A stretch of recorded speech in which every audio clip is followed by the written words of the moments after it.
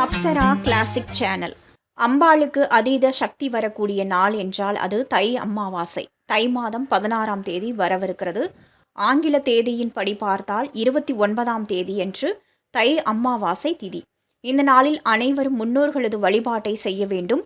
முன்னோர்களுக்கு உண்டான திதி தர்ப்பண காரியங்களை முறையாக செய்து படையல் போட்டு விரதம் இருந்து முன்னோர்களுக்கு நன்றியை தெரிவிக்க வேண்டும்.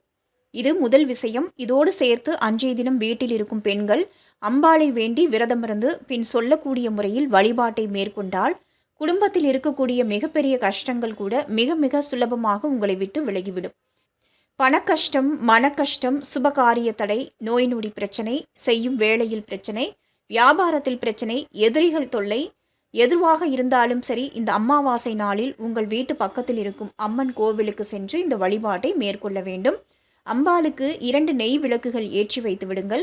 உங்களால் முடிந்த பொருட்களை அம்பாள் கோவிலுக்கு வாங்கி தானம் செய்யலாம்.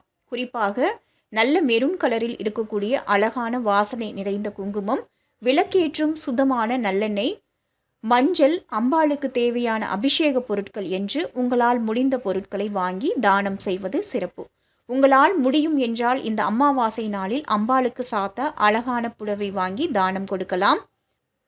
கோவிலுக்கு செல்ல முடியாதவர்கள் என்பவர்கள் வீட்டிலேயே மாலை நேரத்தில் அந்த அபிராமி தாயை நினைத்து பூஜை அறையில் விளக்கேற்றி வைத்து அந்த அபிராமி அந்தாதி பாடலை படிக்கலாம்.